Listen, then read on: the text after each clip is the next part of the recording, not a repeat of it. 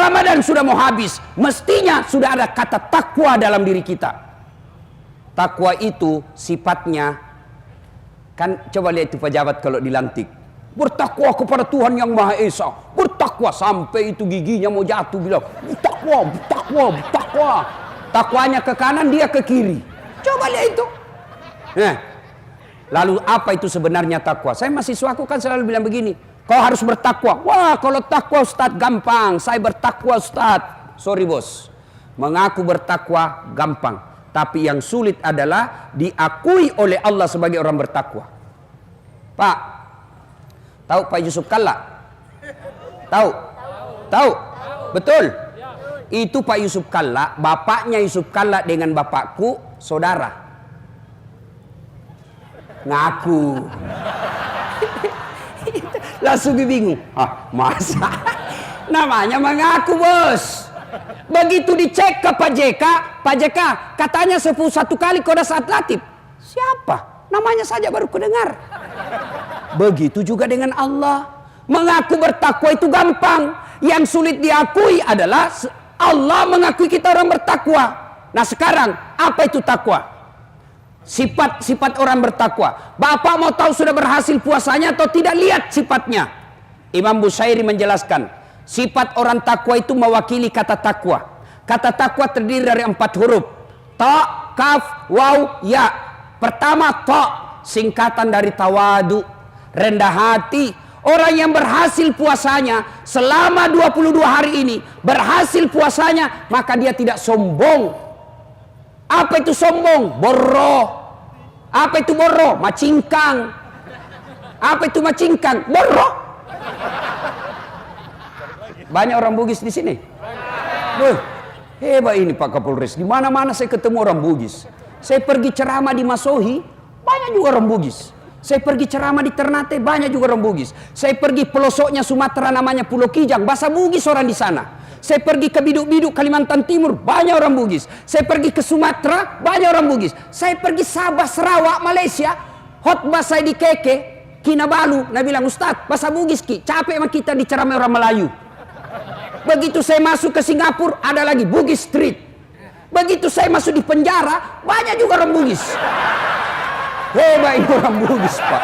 Di mana-mana saya ketemu. Jago memang ini. Ternyata tadi yang hafal Quran juga ternyata ibu bapaknya juga orang Bugis. Luar biasa. Yang ceramah juga hari ini Bugis. Orang Bugis tidak mau dikalah sama Udin. Kalau ada namanya Udin sedunia, orang Bugis ada juga namanya Ambok sedunia. Ambok yang banyak rezekinya namanya Ambok Dalle. Ambok yang untung terus setiap berbisnis, Ambok Upe. Ambok yang tidak pernah lolos macale, Ambok Sakka. Coba lain kali dibahas itu, lain kali. Nah, berarti orang yang berhasil puasanya tidak sombong.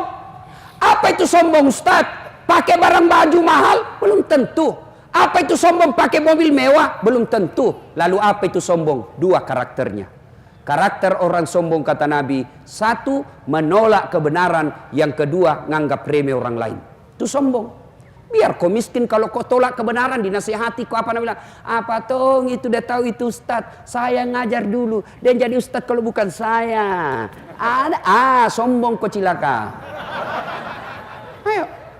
Nah, apa sebab orang sombong? Kata Nabi, 4 penyebab datangnya sombong. 1, bertambahnya ilmu. Ini orang kalau ke sekolah, makin tinggi makin banyak sekolahnya, sombong. Peluangnya sombong. Termasuk ustadz. Ada ustadz sombong? Banyak. Mana ustadz sombong? Yang tidak mau menerima perbedaan. Dia saja yang mau benar. Beda pendapat, langsung dia bilang salah itu. Baru belajar agama 3 bulan, itu pun melalui YouTube. Baru 2 menit habis kuotanya. Semua salah. Maulid bid'ah, Isra Mi'raj bid'ah, taksiyah bid'ah, barasanji bid'ah, hapsian bid'ah. Kenapa bid'ah? Karena tidak ada pada zaman Nabi. Tidak ada pada zaman Nabi, sesat. Sesat masuk neraka. Nenekmu punya neraka? Ada juga itu Pak begitu. Tidak mau menerima perbedaan pendapat. Alasannya apa? Tidak ada pada zaman Nabi. Tidak ada pada zaman Nabi bid'ah. Bid'ah itu sesat. Sesat masuk neraka. Kalau begitu bos, jangan kau ceramah pakai mic. Tidak ada mic pada zaman Nabi.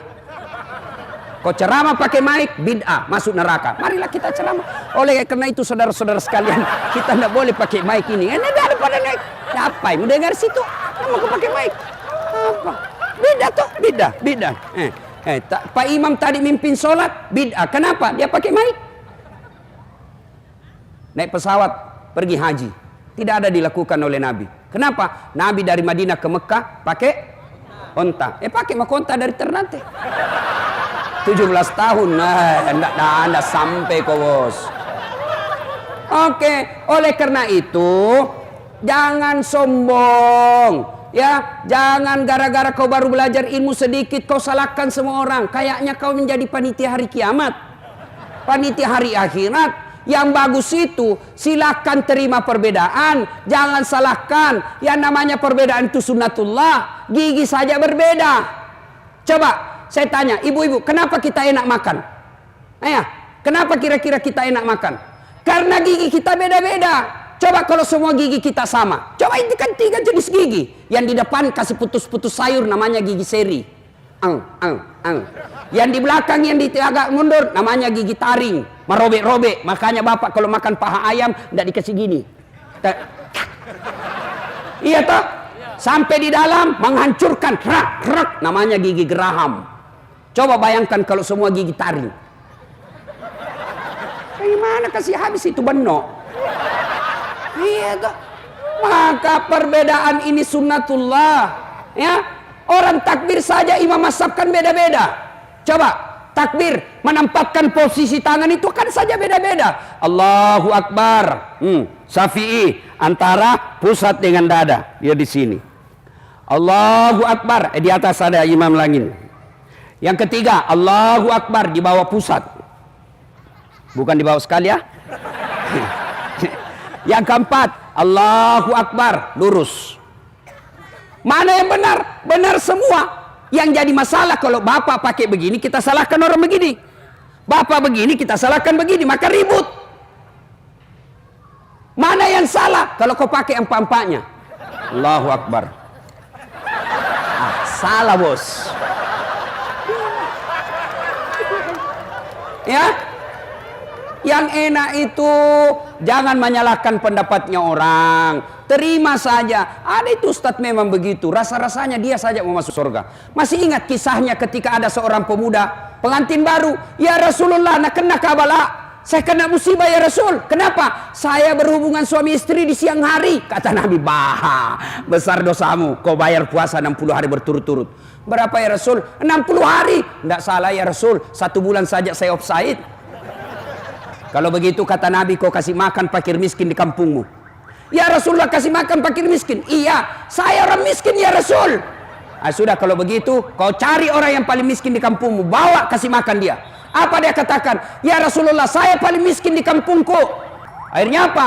Kata Nabi, kalau begitu ambil ini buah, ambil ini kurma, bawa pulang. Silakan kau makan dengan keluargamu. Subhanallah. Ayo. Maka orang sombong itu yang punya ilmu bisa membuat dia sombong. Jangan sombong gara-gara ilmu. Kalau Allah marah, dia ambil ilmunya, dia cabut ilmumu. Apa yang kau sombongkan Allah jelaskan dalam Quran, wa ma utitum minal ilm illa qalila. Saya tidak kasih kau kecuali sangat sedikit. Apa yang kita sombongkan dengan ilmu? Allah marah, nak kasih pikun kau. Ada obatnya pikun? Ada orang, Pak, banyak sekali gelarnya. Bertumpuk-tumpuk. Begitu mulai pensiun, mau dekat-dekat pensiun, diprotes sama istrinya. Pak, biasanya kalau kau mau mengajar, kau cium jidatku. Ini sudah hampir 2 minggu kau tidak pernah cium-cium saya. Lalu sudah bilang suaminya, astagfirullah, berarti siapa kau cium selama ini? Ternyata pembantu nenek cium. Dan juga modus, Pak, mentah-mentah sudah dengar begini, besok didapat sama anaknya kamar pembantu. Kukira mamamu nak. Pret. Ayo, apa lagi yang membuat orang sombong? 1, tambahnya ilmu. Yang kedua, bertambahnya jabatan. Jadi wali kota. Jangan sombong bos. 5 tahun ji. Terpilih lagi, alhamdulillah. Tidak terpilih, wabillahi taufiq wal hidayah. Keluar dulu Pak, ganti dulu wali kota. Coba, tapi alhamdulillah Pak, kita tidak sombong Pak. Buktinya 2 periode. Coba. Anggota DPR mau sombong. Jangan sombong kau anggota DPR. Kau jadi anggota DPR karena kau dipilih oleh rakyat. Kapolres mau sombong. Apa? Pensiun. Keluar Pak. Biar sepupu 1 kali sama Kapolri. Pensiun. Tongkat komando kasih berikutnya. Jangan sombong gara-gara harta. Allah marah, dia kasih penyakit di dirimu. Oke, tetap punya mobil banyak, depositonya 7 miliar, rumahnya mewah. Allah marah, dia titip penyakit dalam dirimu. Akhirnya apa? Tidak bisa makan nasi. Warna 7 miliar tidak bisa makan nasi. Saya pernah diundang pergi ceramah di Itali. Sudah 2 hari saya roti aja terus dikasih. Saya bilang, bos, saya di perut bugis. Nggak goyang perutku kalau nggak kau kasih ketemu kak nasi. Kau siksa saya. Carikan roti. Apa itu pizza? Nggak tahu makanan apa ini. Coba. Baru 2 hari menderita nggak ketemu nasi. Dilarang makan nasi. Bapak tahu Itali? Tahu Itali Pak? Hah? Tahu? Kota Ternate lurus-lurus sedikit belok kanan. Coba. Ayo. Dilarang makan nasi. Dilarang makan garam. Dilarang makan gula. Dilarang makan daging. Dilarang makan berlemak, dilarang makan petsin, dilarang makan yang pedes-pedes. Apa aja bisa nak makan? Ubi rebus. Uangnya 7 miliar. Hanya ubi bisa dia makan. Kasihan. Apa itu? Apa? Mobilnya mewah, harga 1 miliar mobilnya. Baru 1 menit di atas mobil mulai stres. 5 menit tambah gelisah. Hati-hati, kiri mati kita, kiri mati. Jangan sombong gara-gara harta. Dengar Namrud. Gara-gara dia sombong, haram masuk surga. Fir'aun karena punya jabatan, sombong, haram masuk surga. Korun kaya, ditanya, ya Korun, dari mana kau dapat hartamu banyak begini? Luar biasa pemberian Allah kepadamu ya Korun. Apa kata Korun? Ini bukan urusan dengan Allah, ini hasil jeripayaku. Allah marah, ditenggelamkan Korun dengan harta-hartanya. Jangan sombong. Coba lihat orang puasa Pak. Baru jam 3 loyo Pak. Baru beberapa jam tidak makan sudah loyo. Ada temanku kuat pites Pak, yang besar-besar badannya. Hari kedua masih bertahan. Hari ketiga jam 12 capek dia tahan. Capek dia tahan asan Pak. Dia tunggu jam 11 ndak asan-asan, dia masuk kamar dia asan sendiri. Apa yang kita mau sombongkan? Ayo. Maka kata Allah dalam hadits qudsi, ada 3 temannya setan di dunia. Masya Allah. Temannya setan. Siapa mereka? Kata Allah dalam hadits qudsi, ganiyun mutakabbir. Orang kaya yang sombong, temannya setan. Tapi kalau wali kota sombong, kapolres sombong, orang kaya sombong, pantas. Ada uangnya, tinggi pangkatnya, banyak jabatannya, ada buahnya. Pantas dia sombong. Kenapa? Ada jabatannya, banyak uangnya, tinggi pangkatnya. Tapi temannya setan.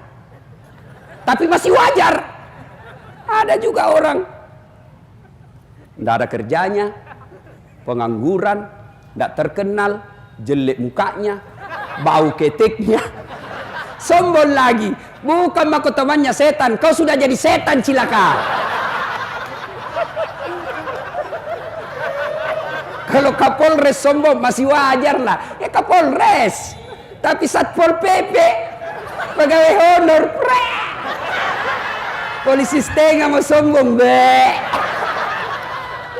Tapi bukan polisinya, Satpol PP-nya Ternate. Satpol PP-nya Ternate yang datangkan Ustadz Dasar. Masya Allah. Itu Pak Fandi itu. Wah, luar biasa. Ya, barusan saya diundang ceramah Satpol PP Pak. Barusan seumur-umurku jadi penceramah. Luar biasa. Dia kasih seperti juga saya anak buahnya kadang-kadang. Siapa Pak Ustadz? Di mana sekarang? Dalam hatiku ini Pak Komandan ini dia kira saya juga Satpol PP.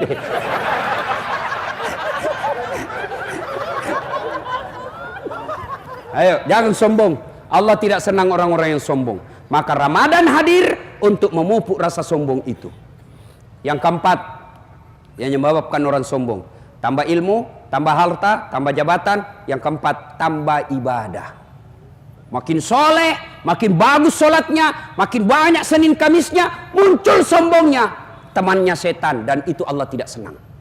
Maka orang yang berhasil puasanya tidak ada rasa sombongnya. Dan puncak kesombongan kata Nabi, puncak sombong paling tinggi adalah melalaikan sholat. Itu orang paling sombong itu, orang yang tidak mau sholat. Ada di sini malas sholat? Ada? Ada? Ibu-ibu paling sering tidak sholat kapan? Kalau selesai haid. Nabi bilang suaminya, kenapa belum pakai sholat? Biasanya 5 hari, ini kok 7 hari belum sholat. Apa Nabi bilang? Ih, orang belum bersih. Bohong kamu, masih ada sedikit-sedikit. Kau bohongnya? Apa bohong? Saya kasih lihat kok. Ini. Apa mau dikasih lihat? Kapan lah ini ibu-ibu banyak dah sholat? Gara-gara apa? Make up. Nah kira muka na tembok. Coklat, biru, abu-abu, keren. Beleng-beleng. Mana lebih parah? Itu nak kasih lebih lagi dunia. Ada lagi model baru nih itu ibu kuliah. Itu anunya matanya nak kasih lebih sedikit. Saya bilang apa lagi lebihnya itu? Dia bilang anu supaya seperti artis Korea. Betul dia bilang artis Korea baru dimasuki tinggal.